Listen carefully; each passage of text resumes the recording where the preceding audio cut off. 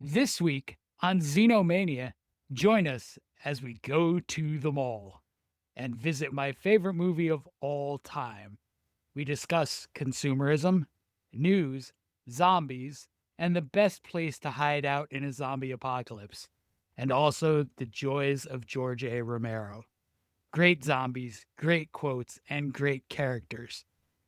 Also, does a co host slash a favorite movie yet again? Find out.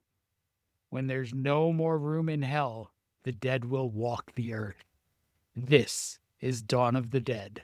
This is Xenomania. No. Be afraid. Be very afraid.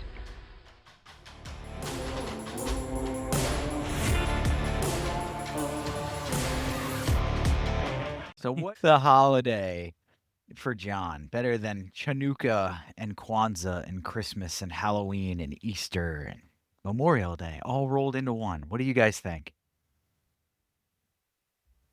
Day of the Dead. Day of the Earlier in the Dead. 24-hour cycle. That too. How about when we do Dawn of the Dead on the podcast? Yeah, this is it for John right here. And there is only one Dawn of the Dead. I don't want to hear about Zack Snyder. That is The Snyder Cut. not No, Dawn God, of the no. Dead. And I have a Romero quote about that remake. Let's hear it. Do it. Oh, I wasn't ready. Oh, whoops. Whoopsie daisy. Let's not You- hear it. You But you sent us the quote too, which I did. was I have it in which my was notes, amazing. and now I've lost it. Well, he's there it looking is. for it. We're doing Dawn of the Dead tonight, everybody. It is Dawn of the Dead Night. I love The it. 1978 masterpiece 1978. by George Romero. Lucas. Oh, George- George Romero. George yeah. Romero. Wrong George George. A. Romero. Yeah, George A. Romero. George A. Romero. I just said that to get on John's nerves. Yeah. Well, that's knew why I it said was- Day of the Dead. Yes. Come on now. Yeah. So Yeah. listen, you can't get on my nerves with another Romero movie. None of them are quite Dawn, but Okay, Hey, you know yeah. what? For this episode, I'll agree with you. and for a handful of Lucas movies, I won't give you too much trouble either. George, Well, I mean, there's a reason he's a bazillionaire. Yeah. Yeah. don't talk about episode 1 or episode No, 2. we're definitely not going to tangent in Star Wars right No, now. we are not. So anyway, Zack Snyder remade Dawn of the Dead Yes. in 2000s. And here's Romero's quote on the remake. It was better than I expected. I thought it was a good action film. Like, he just cuts it right off. Like, Yep. it's not even a horror movie. The first 15, 20 minutes were terrific, but it's sort of lost its reason for being. It was more of a video game. I'm not terrified of things running at me. It's like Space Invaders. He There was doesn't like the nothing fast going zombies. on underneath. He does not. And he's right. I mean, if it's an undead dead being, it should not be able to run. It loses the appeal. It's a different vibe and a different Mhm. menace. The slow-moving barbarians are coming from the west, sort of, or the east, sort of thing, is definitely the Night of the Living Dead, the shambling zombies, and it gives the cast of characters the opportunity to seal their own fate, as opposed to not have enough cardio, like in Mhm. Zombieland, which is a spoof on the Fast Zombie too. But Yeah. Yeah. It's more dread inducing. You have one, you can walk by him. You have two, you can walk by him. And that is You know, one thing you I s- like about Dawn, is that they're running past them in multiple scenes in the mall before they've Mhm. cleared it out. Yeah, and the mall becomes its own character.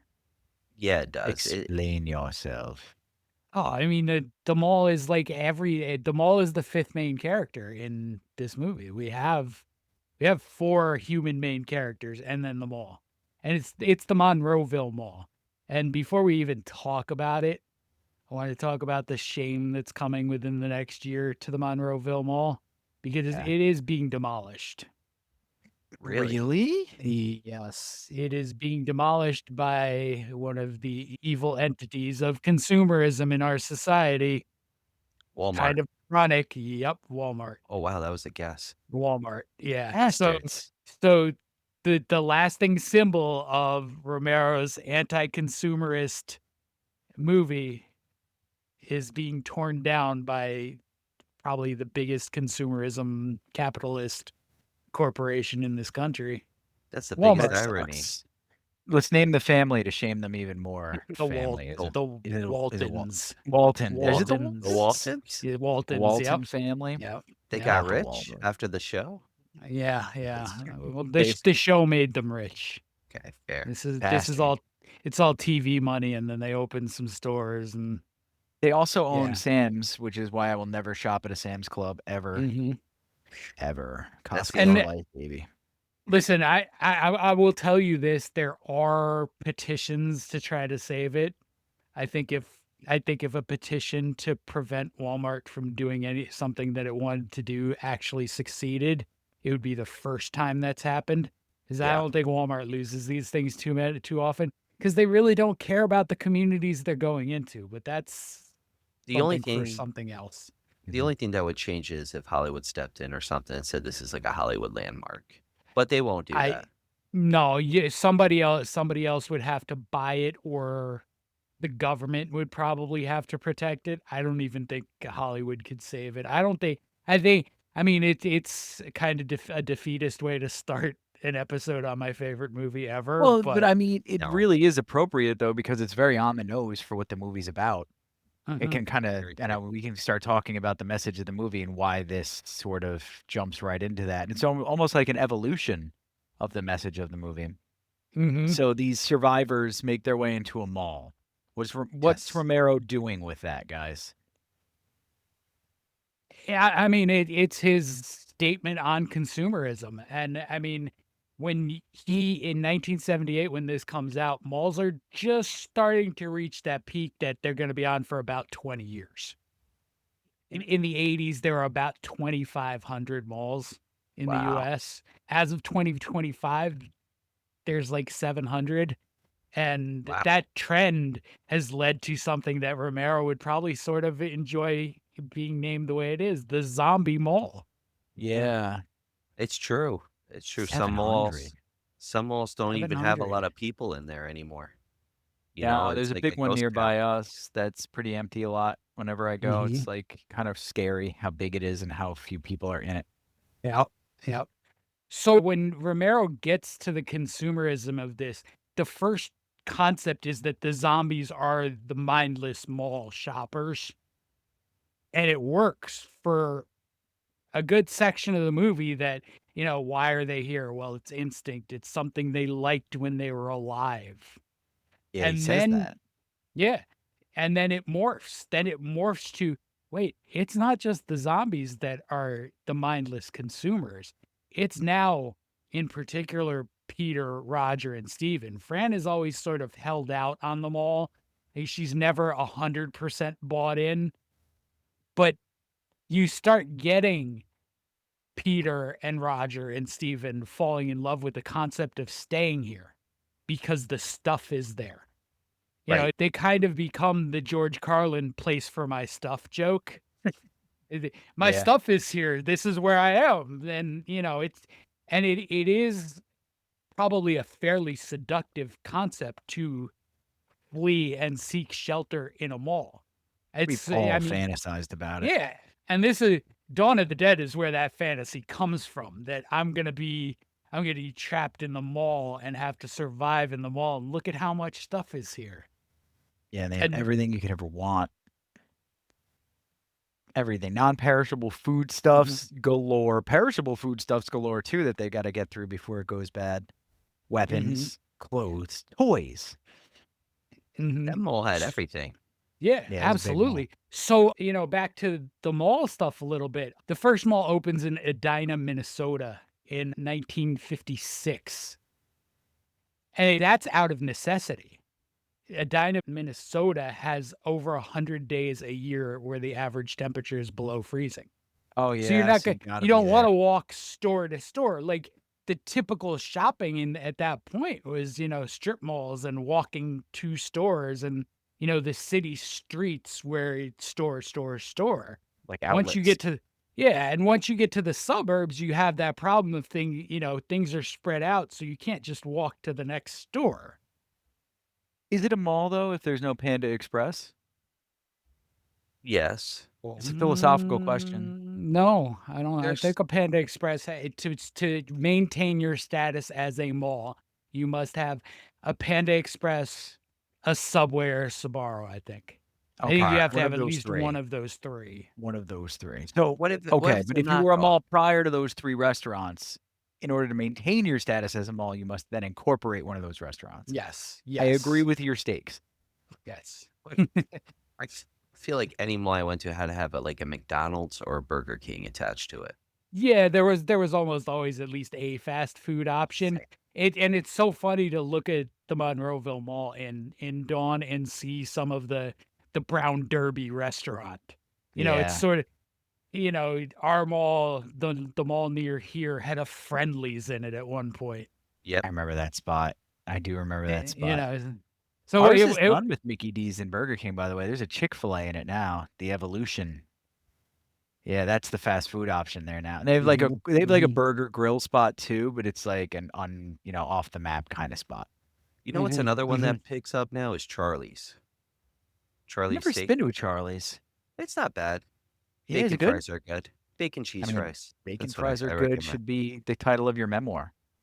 Bacon, Bacon bacon fries, cheese good. fries. Bacon fries are good.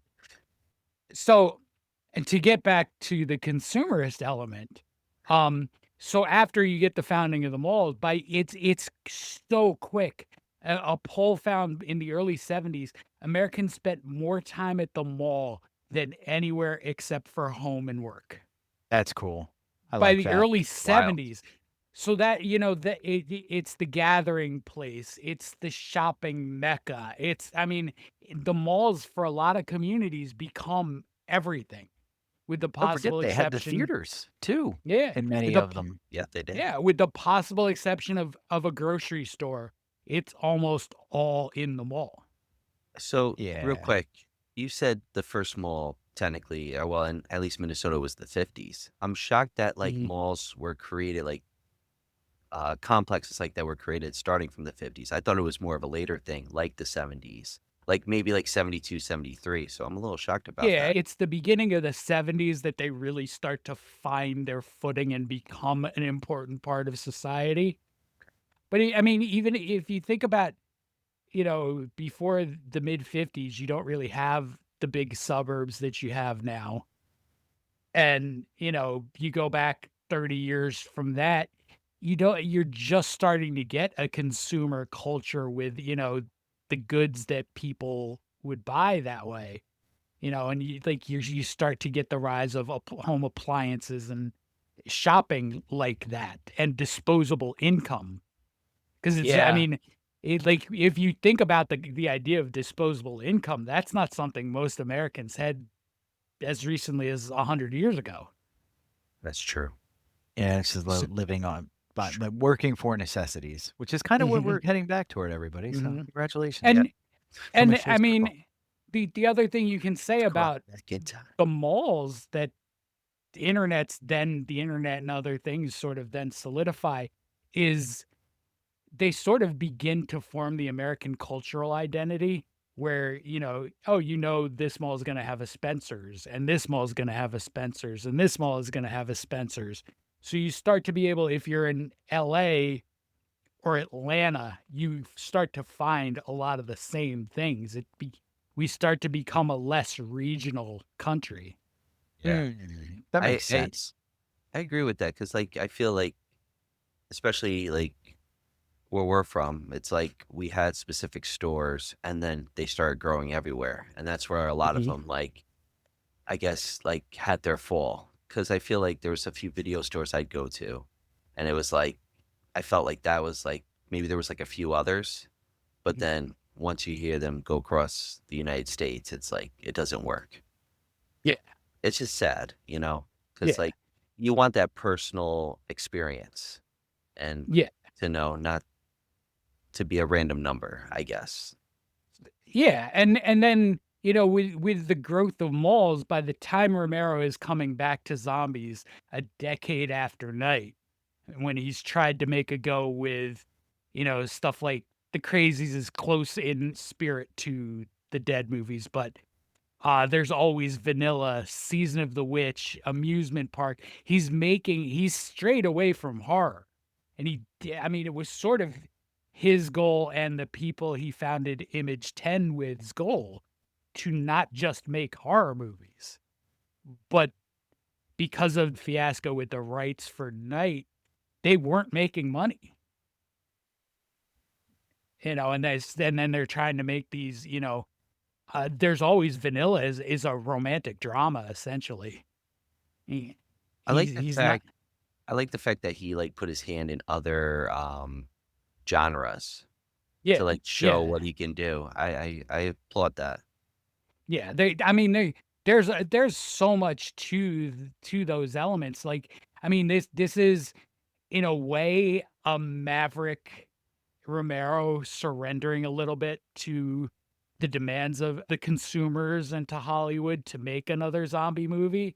Probably And you chapped can his ass a bit, which is Oh, why I'm he made this one. sure it did. I'm sure it did. And I'm sure that's why it's funded the way it got funded.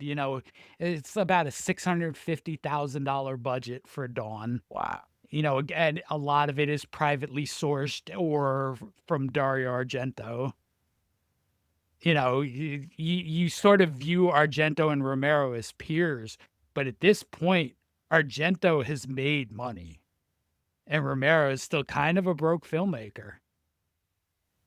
Which is crazy because you get Night of the Living Dead, which of course he doesn't make money off of, but you get the Crazies. And Martin was before this, right? Or was it Martin, a I little after? believe, was right after. Okay. But What still is, the can we Crazies. name some movies from Argento for the listeners? I mean, the big one is Contextualize it. always going to be Suspiria. Okay, Yeah. Suspiria. That's going to be the big one, but there's a lot. I'm not a huge Italian horror guy. I appreciate the work of the Fulcis and the Argentos, but they're not always my favorite. He co-wrote Once Upon a Time in the West. Yes. Sergio Leone, Mm-hmm. which was his step away from the spaghetti western, which is, yeah, you can feel it. Mhm. It's more grittier, which I feel like Argento had that grittiness. And that's what you get from Dawn of the Dead too, is besides the message of consumerism, Romero gives you that grittiness, that up close personal feel with the characters. And it starts off when they're I know we talked about where we started off at the mall, but it really starts off with in the TV news station and then builds off with the SWAT attack. Not knowing that these scenes were included, because I've never seen those scenes except from the mall on. So it kind of gives more of a background in the theme that Romero's going for. Yeah, I yeah, agree. and he sort of with the apartments, he sort of rehashes some of the themes from Night with the race and that. Like you get a very racist Yes. few members of the Oh, SWAT yeah. team. The guy Very with the shotgun racist. is wild. Woolly. He's an animal. Woolly. Willie's Yeah, his I name? mean, Oh my Wait, yeah, what's his Lord. name? Woolly. Woolly Mammoth? Kind of. I mean, I can't tell you how long I thought his name was Willie, Wi- but it's Wooley. He's more of a Willy because he's a dick Hey, for what he did, But- but no. You get that which was sort of a Night of the Living Dead theme. You get with and the rant that like you could throw it away. You could not pay attention to some of the things that Wooly says, but so many of them are things that you'll still hear people complain about today. Like, oh, look at these people living in these welfare apartments who have it so much better than I do.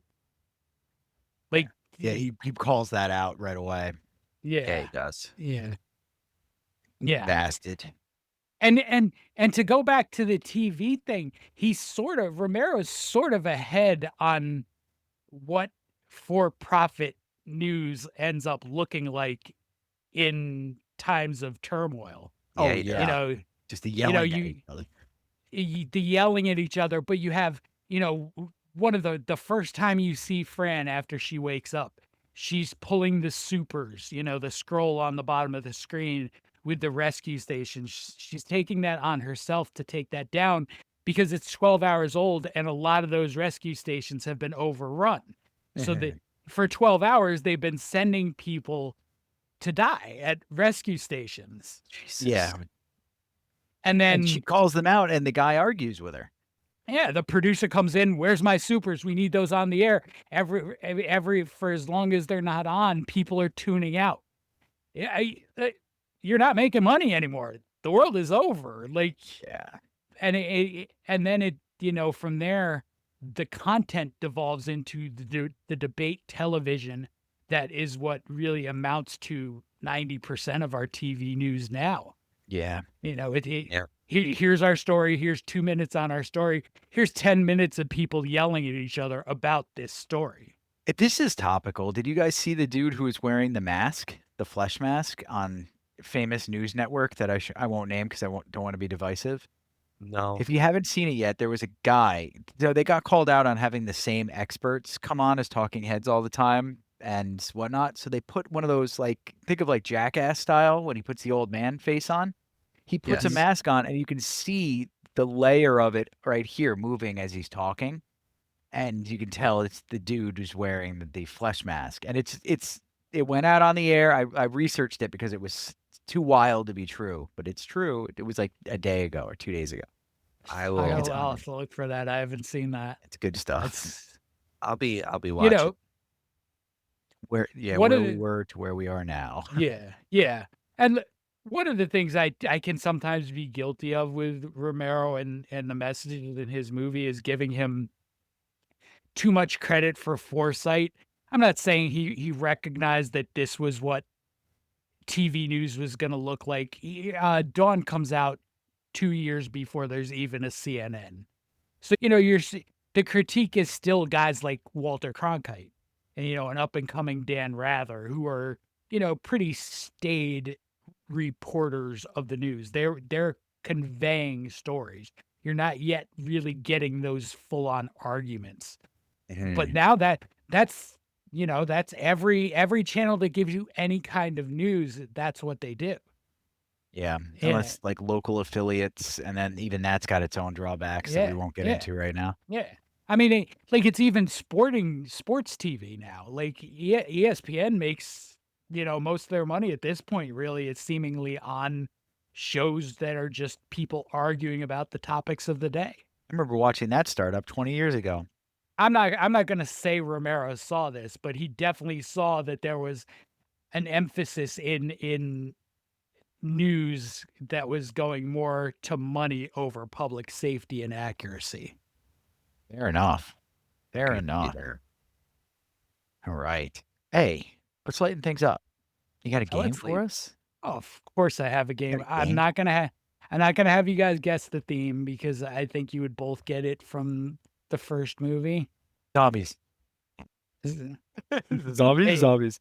You see, Yes, you got it before even the first Yeah. movie. Zombies. Oh man, I win. No, I'm a Yeah. winner. You got it before even the first movie. So Oh, Oh, look at this cover. There's a lot of skin. we're gonna That- go backwards. We'll go back. This was supposed to be last, but we'll go backwards. Okay, I'm- so it's keep or So cut. it's stash or Slash or slash. slash. That's right. Sorry. Get with the times, with Kearns. Episode 999 here. movie number 1, Night of the Living Dead. Yes, we're going Romero for the game for a Romero movie. I love this movie so much.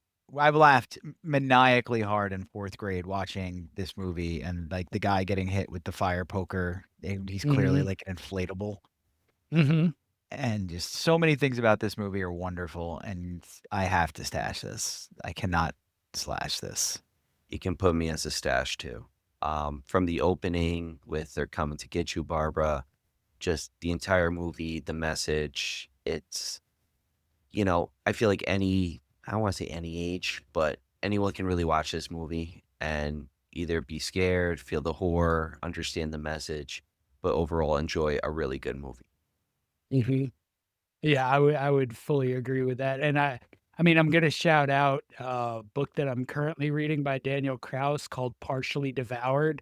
which is a minute by minute sort of breakdown of the movie, and then like some behind the scenes stories, biographies of people. It's really fascinating to sort of get the lay of the land that way around making this too.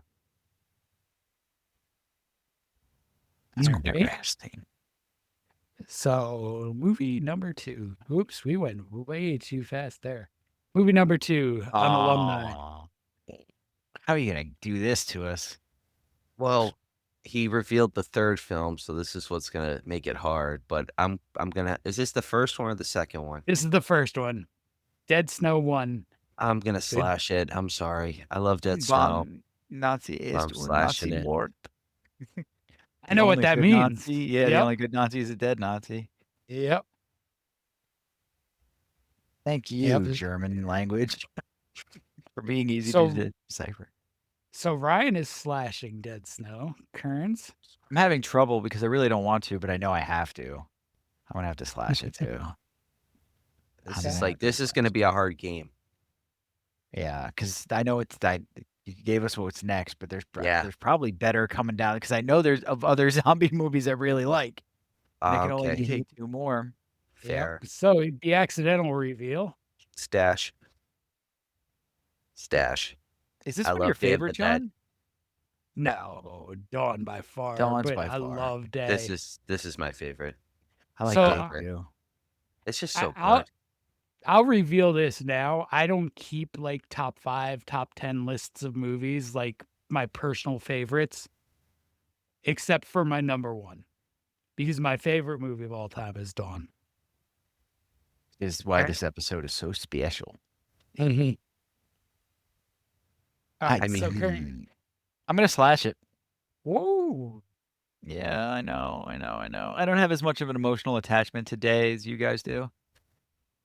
All right. Plus, I All know right. I know we've got 5 more. Yep. Yeah, dude, I gotta slash it. All right. Next, another Ooh, alumni. that's brutal. There's some gritty scenes in this movie. There is. You know what? I'm stashing it. I really love the battery. I really do love the battery. That is your last stash. Yeah, I I'm was gonna say, bro. I'm fine with it. What a I am. sad night. Oh, I Turn out mean, to you're fine with it right now. I'm gonna have to slash the battery too. I really enjoyed it. It was such a great take on the genre. And they did some things nobody's ever done before. No, Mhm. they have not. I really enjoyed the Mhm. movie, and what they did with nothing basically was phenomenal. But I know I know I need to slash it. All right. Next. Sorry, Ryan. You know what though? I'm fine. I'm fine with the battery. I'm fine with Day. I might have to slash this too, Right. even though I absolutely love it. No more double tap. No more double tap. I really enjoy this movie, but the problem is that it's in the arena with real serious zombie films, and this isn't Mhm. a real serious Well, zombie film. There's Well, find we'll those see pe- how serious the rest of this Finding- Oh game no! is. If I ended up slashing a bunch of movies because I thought The Crazies was coming up, I'm gonna be so sad. I don't count The Crazies as a zombie movie, so I'm gonna be disappointed. Oh, that's true. It's a virus. Yeah. I'm still gonna slash it. There's 3 All more. right. 3 more. So you have to stash 2 of them, and Ryan's just slashing everything. I'm fine Next. with It it. all up. Oh, cool. Yeah. You want to know something though? I'll stash Planet Terror.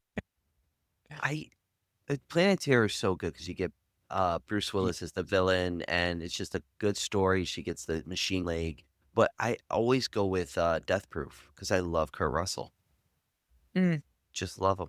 I love Kurt Russell, but I love how over the top Planet Terror is as a zombie movie. Like it takes it so much further than anything else at that point really had. Oh, I do agree with that. I mean, the biggest scene is Josh Brolin's hand in the door handle. I mean, Oh. is it our girl with a Both. We're gonna have to say AR leg. yeah with an AR leg? There That's you Rose. go. Rose McGowan, right? Yeah. Good old Rose. Yeah, Yep. she was it back then. Mm-hmm. She was She too was a fast, lot of too yeah. furious. She was Yeah. charmed. She was Resident Evil. She was in everything that required a badass female. No, you're confusing Rose Oh with no, Michelle yeah, I am. Rodriguez. You're right. I am. Rose McGowan, very different. Very Yeah. different. All right. Ready? Quite different. Yeah. 2 left. I'm still Return fine. of the Living Dead. I'm still I fine with my don't. choice. I would keep Day over Returned. I'm wondering what his last one is, or his first one for that matter. Yeah, it was the first one, so you're in an interesting spot. It's hard to pick. I'm gonna slash Return of the Living Dead because I Ooh. can't take it and keep Dawn, or like I couldn't take it and lose Dawn. I like Dawn more, or Day rather. yeah. Derp, derp, derp. Day. You're good. We're talking about Dawn, so it works out. The Right. Return of the Living Dead. I got my So the McGowans last mixed up with one. my Rodriguez's. Yeah. I have a feeling, Kearns, you're stashing a movie you've never seen here. So here's the Probably. last one. I absolutely have never seen this movie. I've heard of One this Foot movie. of the Dead. You never heard Oh of well. it? Have you It heard? better be good. You never heard of it? It's I've never heard of it. amazing. So the bulk of this movie is shot in one take. That's Yes. Like it's wild. just one continuous take, and it's a film crew making a zombie movie when actual zombies start to happen, That's cool. and it's bonkers. It's over the top. Is it like a found footage film? No, so to no, say? No? I mean you could make that case a little bit, but it's not. I wouldn't necessarily classify it as that. Hey, we didn't do the chicken, the Yeah, giant chicken zombie Zombieology. movie. Yeah. Zombieology's not in I it. would have Yeah. kept that. There are a lot that I had to leave out of this. I left probably the goriest movie I've ever seen off. Train to Busan. Sadness. Oh, The Sadness. I left Train to Busan off because I don't believe either of you have seen it. I've Or seen Train to Busan. Ryan, Current. Ryan, you I actually haven't? watched a thing on it last night. It's funny you mentioned that. I got a That whole list of movie's movies. that movie's another social experiment style movie. They're making a Mhm. sequel, I think, right? There's allegedly an American remake I could get that's behind been that. sort of. I may be off again. It's been off again, on again, and it may be back to off. I've lost track, but it was. I don't know the exact title, but it was essentially Train to DC. Okay. I mean, I feel like American remakes of like just real quick of like any other cultures originals is like very nerve wracking. Like The Grudge, The Ring, Train to DC now. Like it's like, will you get it right? And then most of the time you don't, or they don't, I should say. They don't get it right, and it's like, what are we doing here? And yet, I think most of the time we are in the minority in that opinion. Yeah. I mean, just based on how well some of those movies have done at the box office, I True. think we as, people who love the horror genre don't always accept the American remakes. It's the casuals that do. Yeah. And that's why they keep getting made. Like you get a fascinating Japanese story that, you want to translate for an American audience, and that's, you get The Grudge. Yep, that's true. And that was during an era though of like the Scream movies and stuff that was a different type of production value. So I get that gripe as well. Like 47 Ronin was an example. As soon as you mentioned the remake stuff, I thought about, okay, like there's a big remake of a very beloved movie that was well received by a lot of people. And it's because of Keanu. Yeah. 100% the Tengu Forest and all that stuff. But it's a different movie than the original. Just is. I mean, some do work. I mean, The Departed is one of those movies that work. It's a remake of Internal Affairs. Yep, Internal Affairs. So I mean, like, it does work sometimes, but I feel like horror, it just doesn't sometimes get that exact message. But for people, I agree with John though, like the casual viewer, they don't realize there's another one somewhere else. They just know this until years later. They're like, oh my God, there's an original. But then it's like, do I really want to watch it? It's probably the same, but it's not. It's different. No, and it's almost always scarier, almost always gorier, and almost always better. Yeah. It's the freedom. I feel, for the European market, Asian market, the freedom to be able to have no regulations, if that makes sense. Like there's a line not to cross, but it's Mhm. stretched out further compared to here in America. Yeah, that's entirely reasonable. I think that plays a lot into it. I think it's cultural. I think we tend to be so prim and proper with stuff like that, and we don't want that necessarily from our movies, especially something that scares us. Hey, we'll make raunchy comedies. America's probably the king of the raunchy comedy. We'll make Yeah. ultra violent action movies, or but when it comes to horror, we will this country will sometimes sort of wimp out. Yeah, they will. It's I that mean, puritanical overflow from way back. Mhm. Yep, yep. So, one of the interesting things about Dawn is if you haven't seen Dawn of the Dead, it's hard to see now. Yeah, I noticed. It, it like, is. there's a lot of bootleg copies on YouTube, but they go down almost as quickly as they get put back up. So, it's Mhm. hard. And you don't always get great quality, you don't get great transfers.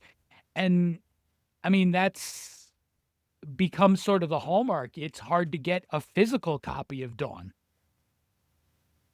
And there's a lot of reasons for it. The one that most fans, I think, point to is producer and rights holder Richard Rubinstein.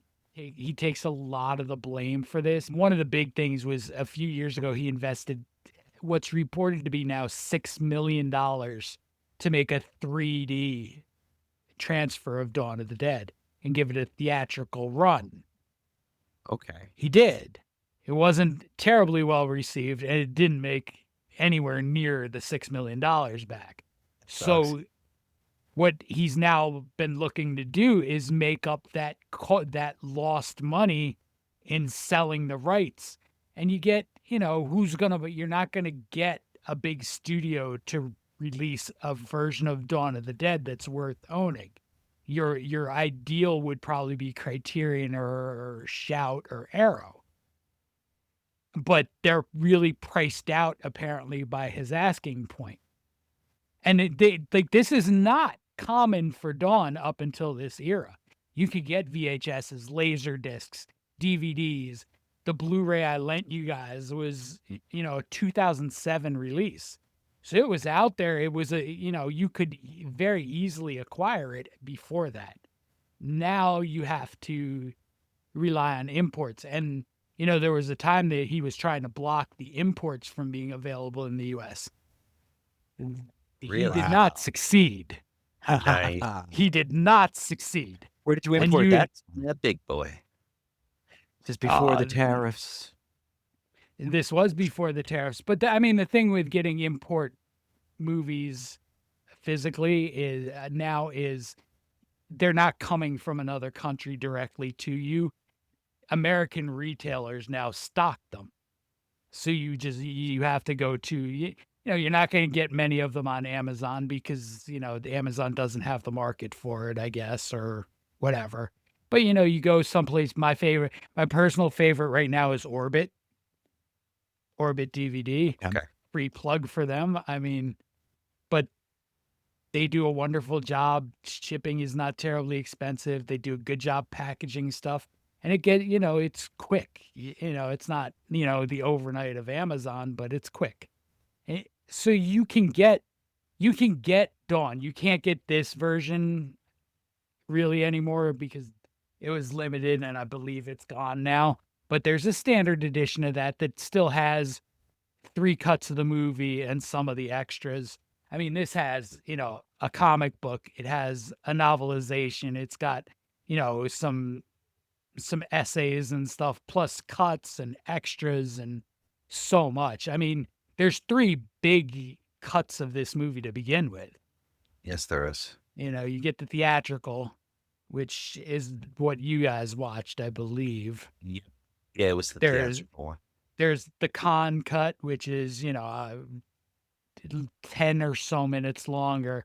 And then there's an Argento cut, which is about 15 minutes shorter than the one you guys watched. Interesting. He tightens it up and like goes more with the action stuff. A lot of the quieter scenes from Dawn are removed from his version. This is great. So if you're audio only, we're watching Ryan sneezing while muted.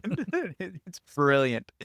Oh, poor Ryan. I didn't want to Bless you. sneeze. Thank you. And that was perfect. There's just we didn't know why you muted. I thought you were yawning or something, and then I just see like That It's my great. allergies. I'm sorry.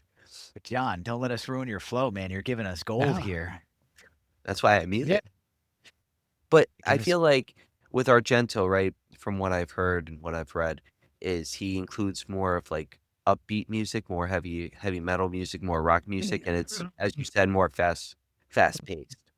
Yeah, and it's very. So the last time I watched the Italian cut, I didn't realize I was watching the Italian cut. I grabbed the wrong disc and I put it on.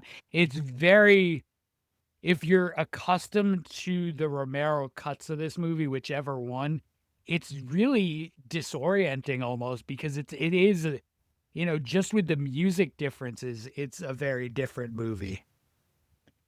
And then, he cuts out a lot of, and you're like, you're waiting for some scenes that you feel like are iconic and they never come because it's too slow. Interesting. Can you touch on the music before we move on a little bit? Who's the band? The band is Goblin Yeah. and they tour.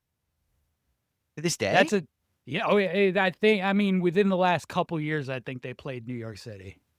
Nice. Yeah, there's a following, to put it mildly. Yeah. And they've done other scores and soundtracks. I couldn't name them off the top of my head because that's not like really where my interest in stuff goes. But I'll their look it up. work, the stuff they did on Dawn, I spent, all my driving time yesterday listening to the Dawn score.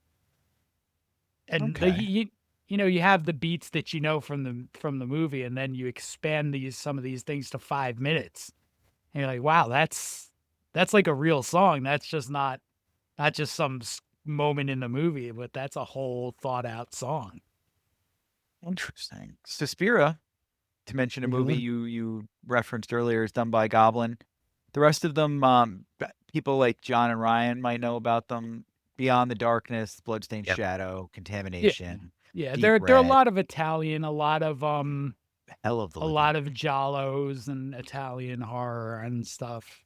Yeah, not as much super like nothing as successful as Dawn probably, except for Suspiria, right? I mean, Deep Red is very, like, a lot of that is also cultural. Like, it's the Italian movies not necessarily penetrating a large U.S. market. Some of those were pretty big hits for Argento and Fulci and a few other people in there. Oh, cool. All right, thanks for indulging me because I thought people might be Yeah. interested. No, I love the music in Dawn. Like, It nails it. Yeah, Mhm. it does. It creates a perfect atmosphere for the whole. the music sort of serves as a sixth character. I Yeah, can that see makes that, sense, yeah, too. because when it's like, I don't want to say peaceful, but when they're like, when the characters are winning, it's not like Mhm. it's a little more upbeat, but it's like upbeat with a little calmness. And then when the intensity rises, the riffs get heavier, it gets Mhm. deeper, it gets more menacing, and you can tell. I feel like it's like Ennio Morricone, who composed a lot of Sergio Leone's spaghetti westerns. Is you can always listen to the tempo when something good was happening, something bad was happening, something tense, and that's what Goblin does for Dawn of the Dead, and it works. Yeah. Yeah. So I think we can skip a lot of the plot discussion because if you don't know Yep. what Dawn of the Dead is at this point, like, You can Listen, bring up favorite scenes and stuff if you want. yeah. Like I'm sure Ryan's got a couple that really nailed. first off, we got the SWAT scene because again, that was like my first time seeing the new scene, the TV station scene, the SWAT scene, and the SWAT scene is just so. I pause you with that. Do you remember what I texted you guys about the SWAT scene? Yes. Because because I don't remember the beginning of the movie too. I was like, I feel like I'm watching Dirty Harry Mhm, with zombies mhm, right now. It was a while. I wasn't expecting it at all. mhm. As And you really, the first time you meet Peter, he's very intimidating. He's yes. very badass in his, his SWAT uniform with the mask pulled down, and he looks massive. He basically tells the dude too, "Did you come in here to get blasted?" That kind of thing. Were you in Woolies unit? Yeah, Hey, exactly. I didn't see anything. Mhm. But So, it Ryan, why'd you just love the SWAT scene? it's just there's chaos. You kind of show where Romero's going with it. Yes, because you Mhm, get the background of the consumerism, but there's more to the consumerism. It's society as mhm, a whole. How mhm, a lot of us are split, and there are some people. I think the message, at least what I was getting, is there's so many wrong people in power who can mhm, move around their weight a lot, and there's a mhm, few good eggs that are hidden who see the reality, and then when it's that time to like make a difference, they take that step Mhm. forward, and that's really much mhm, like Dawn. Like the zombie apocalypse allows Peter and Roger to take that step forward, and kind of like together, like I want to say Romero's idea was, I think his idea was leading to like we all have to get along, we're all equal, and mhm, racism and all that stuff. Because mhm. I mean, even though 1978, there's still racism going on. I mean, it's a Oh, little, absolutely. it's Yeah. I don't want to. It's peaking, dude. Yeah, that's. I mean, I don't know a lot of like that time with the racism in the 70s. I just know it wasn't good. You know, I don't know how worse it was compared to like, I mean, the 60s were the worst. I feel even further back, it's even worse. Like you Yeah. keep I going mean, further back, it's 200 like, years so ago, buddy. yeah, that's what I'm saying. So I'm saying yeah. it's horrible. So it's like at that time, you would think we'd be more civilized to it. And that's what Romero's saying, because at Mhm, the end of when the zombie apocalypse happens, it doesn't matter the color of your skin or anything. You're all equals and you should be trying to help one another out. mhm, mhm. Yeah, and I think that's part of why I love the SWAT scenes, but they also really encapsulate everything he's gonna do in this movie. You get the action, you get, some really great gore effects. Oh Like my God, Yeah. yes, you do. like this is Tom Savini's like Yeah. coming out party. Like look at what I can do. And I mean, Tom Savini learned the technique after being a war photographer in Vietnam, and Wow. so he did a lot of what his makeup and gore effects were based on things he saw. See, that's crazy. I didn't even know he was in Vietnam. Yeah, yeah. That's Savini's a fascinating guy too. I'd love to talk a lot more about him at some point. I mean, but so you get that, you get the gore, you get the action, you get introduced to two very significant people, but you also get the quiet moments. After Peter threatens Roger, you get the one-legged preacher come through, and that moment, and where he's telling you exactly what Ryan just said. We have to stop the killing. Mhm. He says, I think right now you are stronger than us, but soon they will be stronger than you. And true words. that's what you're talking about. Like that's right there. Yep. And then like you just sort of get to in that scene like an almost hopelessness, like how on earth would you even survive this? That's that's the question. It's the big question. Yep. As you watch the movie, you continually sit there and say, "I wouldn't have done that. I would have done this. I wouldn't have done that." Yeah, I don't know. I mean, for a lot of this movie, I watch it and I'm like, I think that might be exactly what I would have done. Well, I think so too, for the most part. They make a lot of the right choices, in my opinion. Like Hmm. the location, because that's something we wanted to talk about. I think the mall is a great spot to go during the zombie apocalypse, except for the one drawback that there's going to be a lot of people at the mall. And one thing I've learned about people is they're dumb and they're going to do dumb things that get you in trouble. So the Hmm. mall might not be the best choice, but it's the best choice, but it might not be the best choice. So my thing about the mall, falls into my concept of the ideal number of people you should be stuck with during the apocalypse, How many? and it's a very small number. Say like 5, 6. Tops. Yeah. Tops. Because you start getting, once you get beyond that, you start getting into people you don't know, and you need to really be able to trust people. Like, that's the one thing I think the Dawn remake got right, was sneaking people in that were bit without the other people knowing that they were infected. Yeah. And that's a huge drawback of a big group of people, is you start getting people you don't trust, you don't know what they're hiding. It's true. And to have it be in a place like the mall with 4 to 6 people, it's hard to defend. Yes, agreed. Yeah. It's hard. Large space. The question I wanted to ask you guys is, where would you go in a zombie apocalypse? Where would you want to get stuck? That's a tough call. I know where I would get stuck. Don't go first. Don't go first, because I'm sure yours is going to be pretty good. Sure, yours is going to be pretty good. But in our day and age, it's got to be some sort of consumerist center. If we're leaving our home, if we're not allowed to say, like, I'm staying here. No, you can say wherever you want. Like, My I'm not going. I love my ability to get to my roof and see 360, baby. Mhm. And I got a high ground and a low ground, and I got water all around me, and I'm feeling pretty good about it. I got the pump house too, right in the back, so I can get actual well water for very little electricity if I can make that work. Plus, there's a generator over there. Never mind. I don't have to worry about electricity. I just got to get some fuel. So I might stay home if that's on the table, to be honest with you. Like, generally, I like to stay home now anyway, so. Fair. I got Ryan? windows on every side of the house. You're can gonna see get seen. everyone. You're gonna get seen. See everyone. Well, I mean, you outside, got to it's- board those.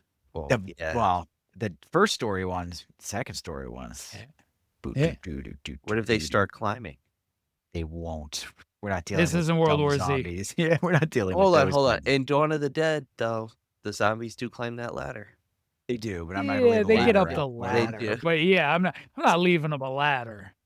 That's actually my least favorite part, is that the zombies figured out how to climb a ladder. I was watching. I was like, it's different, but I think it works because it shows they're evolving and it leads to day. But that kind of leads to where I would go. I would be in a mall.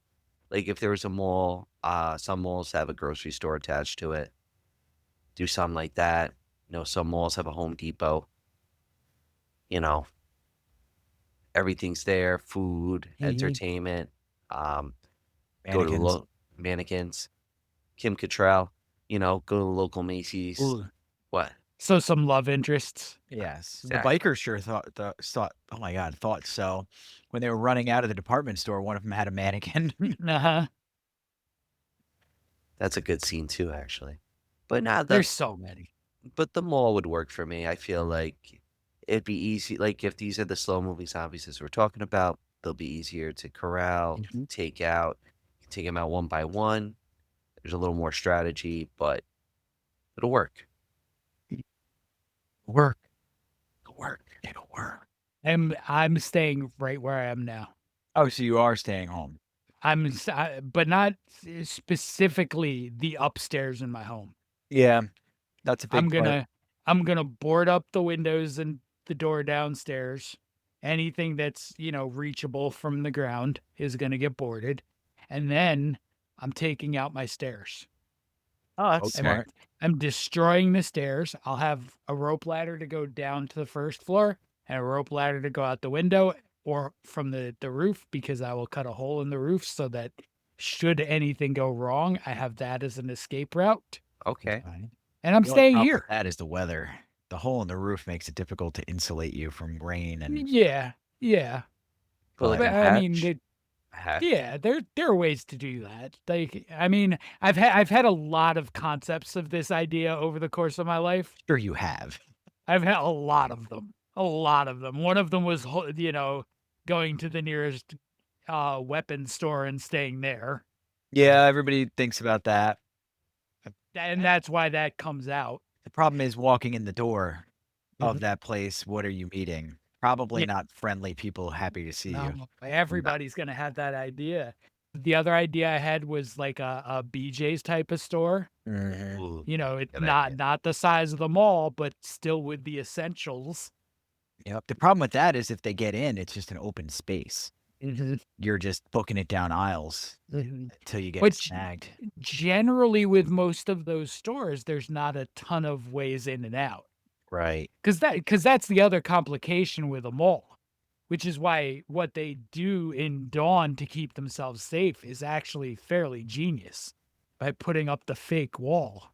Yeah. Oh, yeah. 'Cause True. there's no trace that they're actually in there, until Well, you get to some yeah. tragic events and the clear indications that zombies do have some memory. That's interesting. That's also a good segue into our favorite zombies. It is. Our Yes. favorite zombies. So John posed this to me earlier and was like, oh, I didn't really think about it. Now I got to think about it. But no, one did pop out at me in thinking about it is the arms loving zombie. I'm using arms because I can't say the G word, but the one Oh, a where long he's barreled toy that he's walking around with for the whole movie. And then at the end, Mhm. my favorite part is when Peter comes out and switches with him. Uh-huh. Dang it, I said the Yeah. word. He hands him the Yeah. thing, his force multiplier, and he's like, "Oh, it was a good one." Mhm. The zombies And, remembers it. like, I love that zombie because he's proof that the zombies can operate doors. Yeah, yes. he opened the door. He's the first time you meet him, he's outside the department store, the department store door when he acquires the force multiplier. Yes. Then when they're blocking off the entrances with the truck, he's clearly outside. Yes. Oh, yeah, you're right. And then he's back inside by the end. After the raiders have broken in, he's He back makes it to the inside. roof, and he climbs the Yeah, he ladder. makes it to the roof. Growth of So intelligence. zombies can and that's gonna be like that's sort of a controversial theme with a lot of Romero people later on, like with Land in particular, where Mhm. he's shown evolution in the zombies, where they're sort of starting to think about stuff. But it's always been there. Yeah. He's always done that. They've, and that's one of them. Like that's one of those sort of, you know, Bob learned to use the multiplier in Day. Good old So Wild, Bob. too. Good old Bob. Oh, What's your favorite zombie, Ryan? spoiler alert, just gonna reveal it. It's Steven.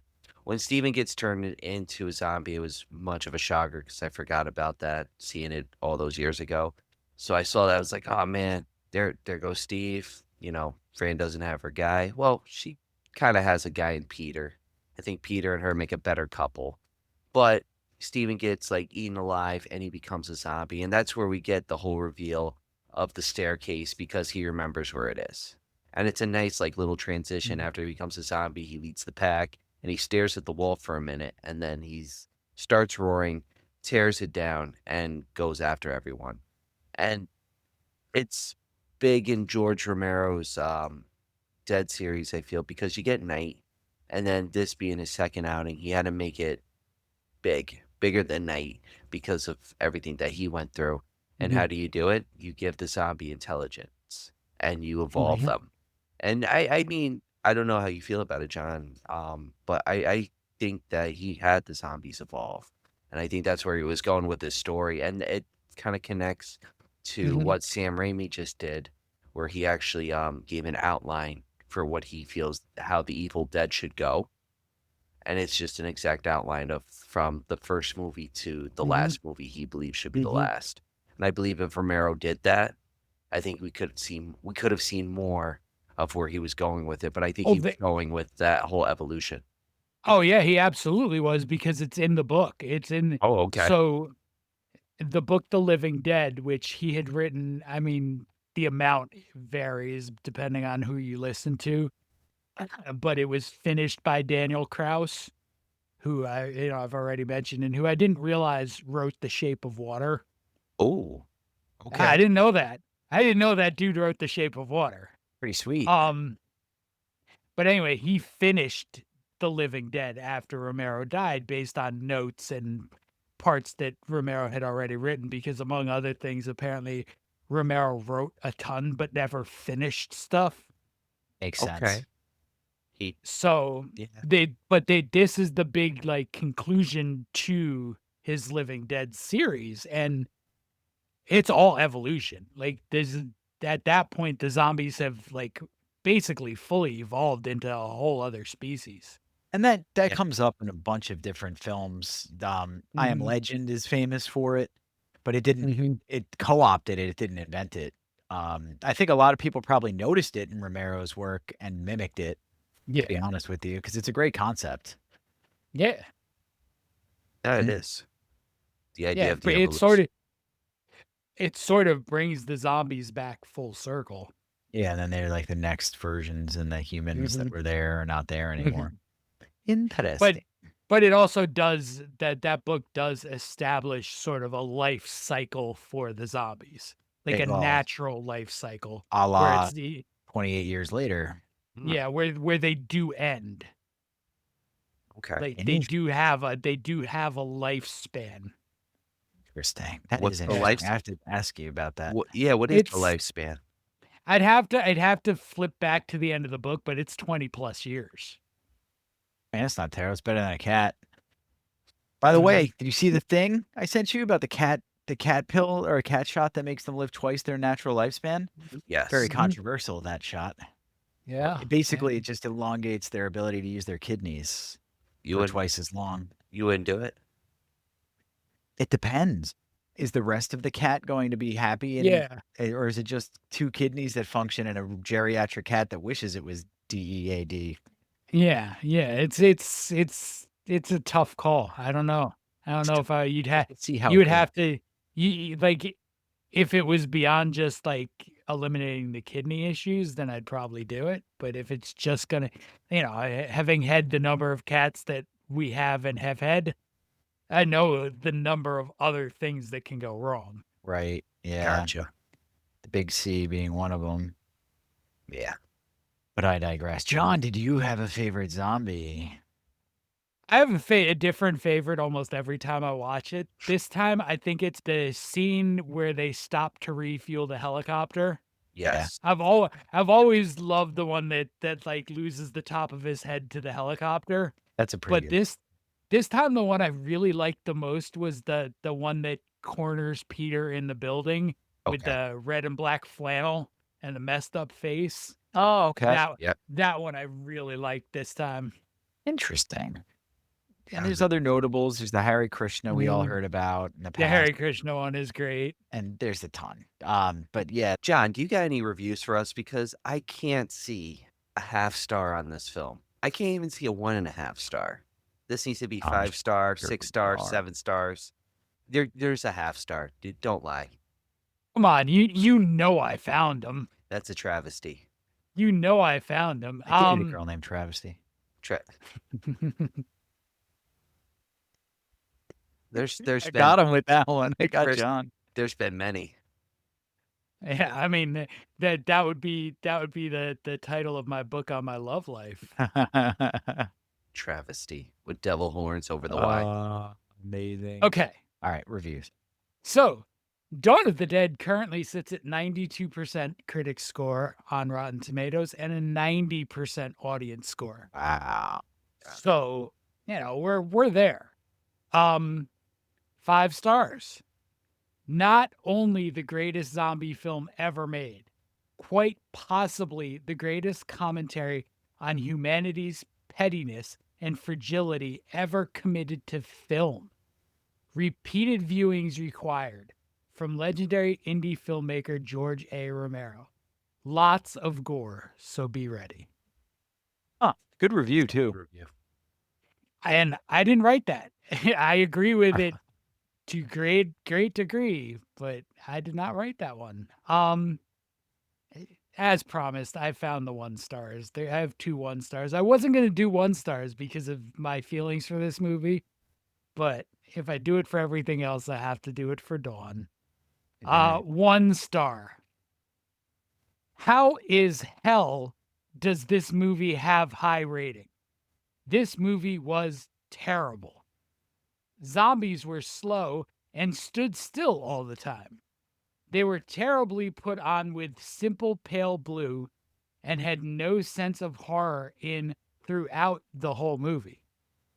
There was no fear in this film. A kid could watch and know it's child play.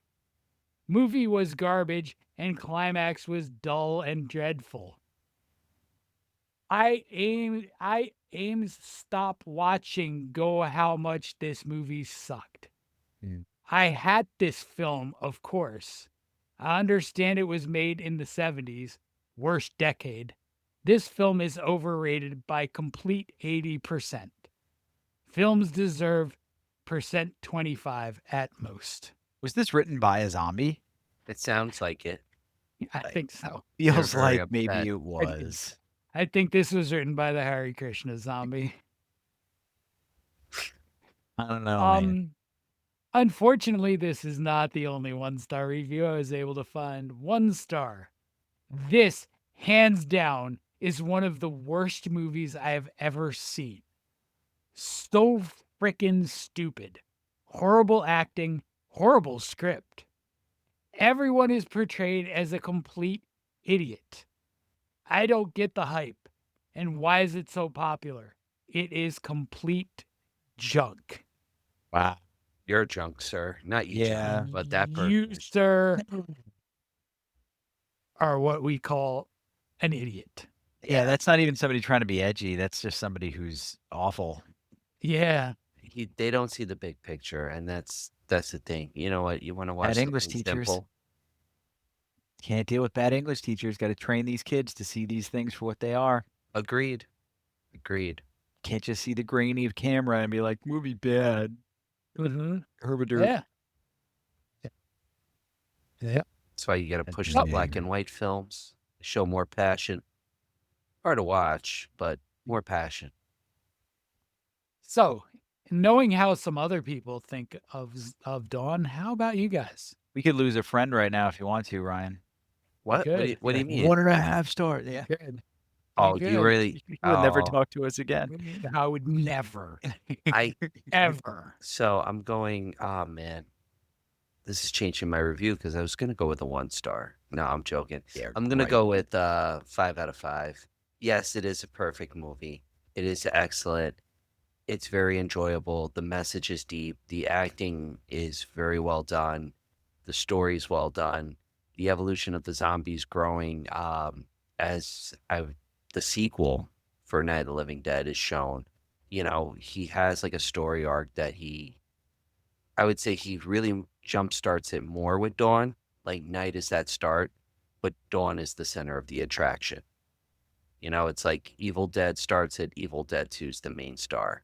And he just nails it. And puts him more in the spotlight. And then you get Day, you get Martin, you get more classics from him. And just a great movie.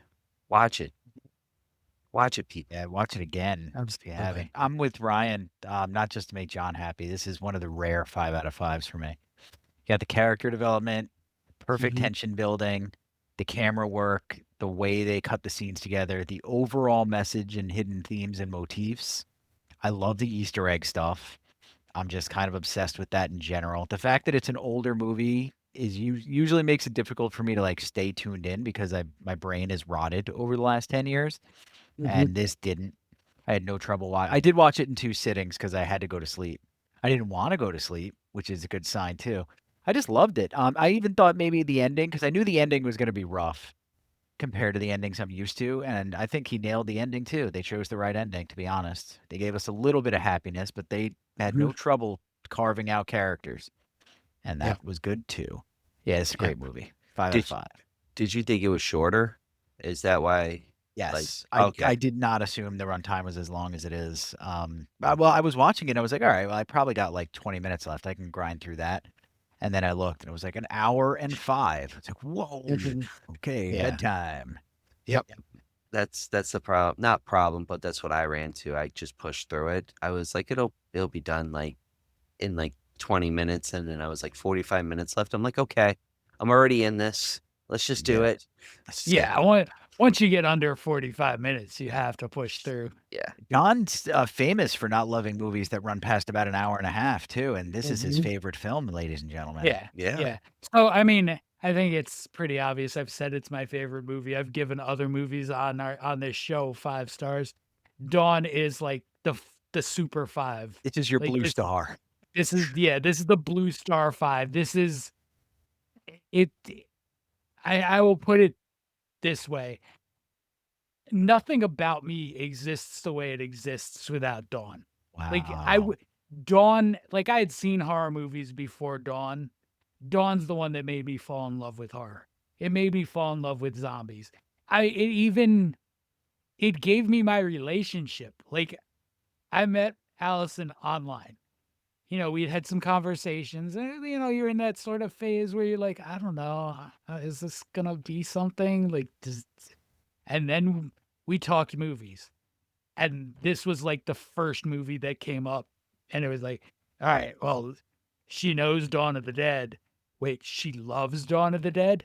I mean, I'm done. Like, Yeah. this Very is, cool. I was done. I mean, I would like, I knew then probably where we were gonna wind up because of this movie. It's amazing. That I never knew that, by the way. It's awesome. Yeah. Yeah, That's that's cool. our meet cute. It's us geeking out about Dawn of the Dead for 45 minutes. It'd be tough to beat that review, ladies and gentlemen, right there. I got married because of this movie. Yeah. That's great. I mean, it definitely played a part cool, man. in Very our cool. in our zombie themed wedding. Yeah, there That's you go. cool. Wish I knew you back then. I would have loved being at that wedding.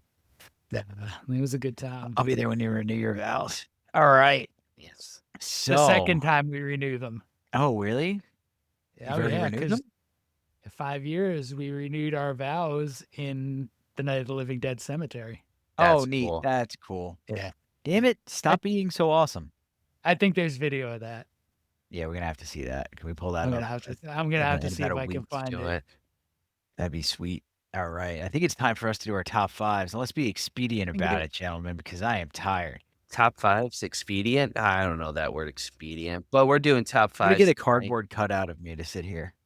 Like Just go make a sandwich. the stand-in, and then it's like starts You're- crumpling over. It's like, what happened? It was the What's stuff. going on? It's the stuff. Tough. But All right. top 5. I'm going with top 5 movies that really didn't need a remake, or top 5 remakes that really didn't need to happen because the original is the best. And we're gonna start off with the creme de la creme, and that's Dawn of the Dead. Zack Snyder's Dawn of the Dead. Action I watched it a million times on Stars. I agree with George Romero. As you get older, it's more of an action film. You do get like some pop scares in the beginning. They change it up instead of being the TV station. You're in a hospital. You're seeing the zombie apocalypse happen. She tries to save her husband. Chaos ensues, and she ends up in the mall with like more than, I think it's about like 10 people, right? And it just doesn't it doesn't work. I mean, if it was like we've talked, if it's a different title, it works. It's Mhm. a whole different idea of the zombie film. It's trying to reinvigorate it, but it doesn't do it because of the title and because Dawn is such a classic. And I'm not just saying that because we love George Romero. We're talking about Dawn tonight. It's just a better movie because there was a message, and you're trying to remake that message, or with that remake, trying to utilize that message and change it and make it modern. You can't because he already said it, and it still reflects today. And I've been thinking about it all week since I've seen it. That message still reflects on how consumerism has taken over, and now it's evolved. Like how the zombies Mhm. evolved, it's evolved even Mhm. more. And again, we mentioned earlier with the malls occupying the dead, it's true. Even though they're trying to revitalize malls, everyone prefers online shopping. Like you can't knock the convenience. And I mean, I will say this: aside from what Romero said about the first 20 minutes of the remake, there's some moments in the remake that I really love. There's when they're leaving the mall in the 2 vans and Yeah, they're that's a just good scene. completely surrounded I love that visual. Yeah, it's a good visual. That should have Zombie been the But baby. poster. I think it is one of the posters, actually. I Yes, think it it might is. be. Yeah, because it's too badass, too metal Yeah. for it not to be. All right. Number 4, Ryan. Number 4, we're It's just still going at one. what? Yeah, this is number 4, a remake that should have never happened. Can tie into consumerism because it's set during Christmas, but it's the 2006 version of Black Christmas. The 1974 one does it right. It's the beginning of the slasher film. The call is coming basically inside the house. The killer's inside the house. You know, he's taking the sorority sisters down one by one. And then you get this remake that everyone gushes over or loves because they give the character more of a backstory. They basically Rob Zombie Halloween it. And Rob Zombie does it better with Halloween. Black Christmas is just not a good enough remake. It doesn't hit any spot that the original did, and it's just like a typical slasher film just to make money. Even the newer one, I haven't even seen it, but I don't want to because it just doesn't capture what Black Christmas was. It's the birth of the slasher film. You got this creepy killer in the attic. You got the suspense, the tone. You feel uncomfortable. You feel like you hear those phone calls like the girls are hearing it, and it's personal with the graspy voice. This one, you don't feel anything. What you see the kid eat cookies for like 20 minutes and then some flesh. That's not what it's about. And that leads. Oh, do you want to add anything, Yeah. John? I'm No, sorry. no. I'm just gonna add that if you think that the second remake is borderline unwatchable. See, I won't give it the time of day because there's certain movies, yeah, you can remake them and they're fine or they're doable, but there's some you can't unless you go step by step, which we'll talk about in a couple films, but we'll get to number 3. And I don't want, because when Currents is sleeping tonight, I don't want him to have nightmares. But this is a movie that should never have been remade, and that's A Nightmare on Elm Street. That Listen, I had so much high hopes because I do enjoy Jackie Earl Haley. He played an excellent Rorschach in Watchmen. Heard he was going to be Freddy. I'm like, let's give it a shot. It's going to be darker. They're using the original story that was denied by New Line Cinema to Wes Craven. Let's rock and roll, and it just tanks because they just try to remake the first film and they take away certain parts, replace it, and it just doesn't work. Like the new Skin the Cat, that's cool. It was a nice homage, but it's too dark compared to what the Freddy we have. We're used to a fun Freddy. Even though he's sadistic, he's a killer. Robert Englund put a lot of heart and soul. And Jackie Earl Haley gives you a good character in his version of Freddy, but it's not the same. It's just too serious, and you lose a lot of the magic that Robert Englund has built. And Mhm. that goes to number 2, The Hills Have Eyes. I love the original. The original is very impactful. Yes, it's Wes Craven. It's a Wes Craven film I do enjoy. I love Wes Craven, except, for a couple I cut Swamp Thing. We won't talk about it. But The Hills Have Eyes was so shocking when it first came out. Um, just the family in the desert and everything goes Ori. I get it. They wanted to have a popcorn film in 2006. They wanted to have a remake. Everyone's like competing again. Halloween, Friday the 13th, Nightmare on Elm Street, all these remakes, and you do Hills Have Eyes. And it's just for shock value, I feel. It's more, brutal and there's it's just more gross, I feel. While with the original, yeah, it was brutal and you had the gross scene that, you know what I'm talking about, you know. But it was done in a way where it's like that grittiness of the 70s and it works because it's the 70s. It's a different type of filmmaking. When they try doing it, it's just shock value and it's just like, what are we doing here? You know, to even have an NC-17 version of it, which really was unheard of at the time. It's like, do we really need that? Like the typical idea of like the family who's desolate and born from, the government's mistake is so unique and done right the first time. You didn't have to do it again. And that leads me to my number 1, and that is the worst remake I think ever made, and that's Psycho. Vince Vaughn. It's just it frustrates me because why did we have to have a film? And Gus Van Sant is a decent director, but we didn't have to have something that was spot on the original Psycho, scene by Yeah. scene. And Yeah. like, it's not necessary. Yeah, you don't need it. I like that's my least favorite thing that people do is the shot for shot remake. With And skinny Vince Vaughn. It was Yeah, bizarre. I, and Anne Heche. yes. Yeah.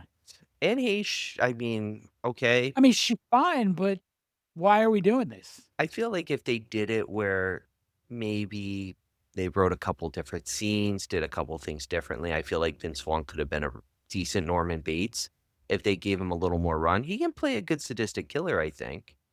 But he, Yeah, you get Anthony Perkins, so you can't beat it. And it's again, it's the same damn film. Like, what are we doing but here, people? there's a quality to the Anthony Perkins version that I don't know that Vince Vaughn can get to. It's sort of like something that makes him human that I don't know that Vince Vaughn would have gotten to. Well, yeah, Anthony Perkins as Norman Bates is more he's innocent because, like, he's got I don't wanna say childlike it's like a childlike innocence on his face. I can He's say that. vulnerable. Yes. Well, That's a his great word. That's the exact word. I mean, his Yeah. one personality is definitely, his other Mhm. not so, and that's what blends it so well. And Vince Vaughn, the Mhm. entire movie just has, like, a stern face, and you don't know what he's doing. You don't see, like, a friendliness out of him. It's just like, this guy's creepy from the start, and you just miss it. But that's my top 5. These are the top 5 remakes I don't think they should have been made. But John, what is your top 5? Are you rocking zombies tonight? I'm not. George Romero? There are there are zombie movies on my list to be sure. Um, I'm going with the George Romero tree. So Tree. all five movies are going to be either Romero or people that he worked with in creating some of these movies. Okay. So my number 5 is going to be a movie called Flesh Eater. Flesh Eater is written and directed by S. William Heinzman, better known in credits as Bill Heisman. He is the first zombie you see in Night of the Living Dead. He's the zombie that sets the whole thing in motion by attacking Johnny and That's cool. Barbara. Yeah, that's him. So, he goes on to he reprises this role a lot. And really even in Flesh Eater, which is a zombie movie, he's basically that character still. His own movie, that's what he's playing. So Flesh Eater is the story of a group of college students on a country weekend trip who are ambushed by zombies, including Hinsman, as a zombie who looks a lot like his night ghoul. And yeah, it's low budget. It's very much in that sort of feel of Night, the independent style. So that's 5. Number 4, we're gonna go to a Stephen King adaptation. Yeah, we're going with Pet Cemetery, Hey. Oh, which is produced by frequent Romero co-producer Richard Rubinstein, who I brought up earlier. Yeah. Yeah. Wow. Yeah. So it's a ton of fun. I mean, and really, you could call Pet Cemetery a variation on the zombie movie. You have a cursed graveyard that brings pets back to life, though not as they went into it. And then, I mean, you get the moment where Lewis Creed decides, oh well, maybe I should put Gage here too, and he brings back his sort of zombie evil child. you gotta watch out for that road. That road over there. Yes, you do. Damn Yes, you road. do. That damn road. Folks don't like coming Um, there. I was worried that my number 3 was going to wind up on your list, Ryan, and we would have had to fight a lot. Which one? My number 3 is the 1990 Night of the Living Dead remake. So, okay, real quick. I was thinking about putting it on there. Not because I don't like it, but I did not because I have a lot of respect for what Tom Savini did. and he did it. He And it's a moment as well where in the script, Romero addresses some things he didn't like about the original. So, Night of the Living Dead 1990 is a Romero approved remake by Tom Savini. Savini ups the gore. The story's altered in some notable ways, especially in Barbara. Barbara is the character that Romero regretted the most from Night of the Living Dead because of how helpless, how catatonic she is for the entire movie. He felt like it sort of made women seem weak, and he didn't want to repeat that ever again. And you got that in Dawn, you got that in Day. And then he tweaked elements of Night for this remake to make sure that Barbara is a tough woman. So that, I mean, that would have been where I argued with this. That this is a necessary remake because it fulfills something that Romero wanted to correct. okay. And it's just really good. He changes enough of it that it's a unique experience. You know, he changes the end. You have a survivor. I was gonna say, You know, does he live still? Ben does not live No, in the he remake. doesn't. Okay, it's been a long. No, It's been a long time since I've seen it. Barbara does. That's- Barbara does. 'cause- And it's her. She says early in the movie, "Look at how slow they are. We could just walk past them," and that's how she survives. She does exactly what she's bold enough to say. Cool. So my number 2 has a bunch of Romero collaborators involved. It's Return of the Living Dead, Okay. which is written by John Russo, who's was a long time Romero collaborator, and then they had a falling out, and it led to a lot of the issues with some of the rights and stuff. Rudy Ritchie, who was originally supposed to be Ben in Night of the Living Dead, and Russ Striner, who was in Night of the Living Dead also. So they wrote it. It's directed by Dan O'Bannon, who also wrote Alien. Okay. Nice. So I didn't know that. I can almost get to a Romero Alien connection. That's kind of neat. And Return is just like, for me, it's the ultimate horror comedy, and it's also a spiritual sequel to Night. Yes. John Russo wrote it as, this was sort of originally his idea to be the Night of the Living Dead sequel. And then O'Bannon got it and, did the screenplay and, tweaked the story and added the more comedic elements. And you get this horror comedy that works with, a cast of horror icons and probably the gooeyest zombie ever in a zombie movie in Tarman. Tarman. And then my number 1, the roots, the foundation of the Romero tree, the one that started everything. It's Night of the Living Dead. Yeah. This list has to end there. Night's just this beautiful claustrophobic nightmare of the interpersonal dramas, the people not getting along, the people not being able to function. And you couple that with them just being trapped in this farmhouse surrounded by zombies with no real good escape option. I mean, this is the movie that set me out on the horror path that Dawn exploded open for me. And then, the Night is the movie. You can watch it just as a straight horror movie. You can add in his societal moments again, the racial elements that he has in there. Night of the Living Dead, number 1. Nice. That's- Well done. Good top 5s, gentlemen. Thank you. Good top 5s. All right. Well, that's it for Dawn of the Dead, John's favorite movie, everybody. Hope you enjoyed. We're getting out of here. We are. Have a good one. See ya.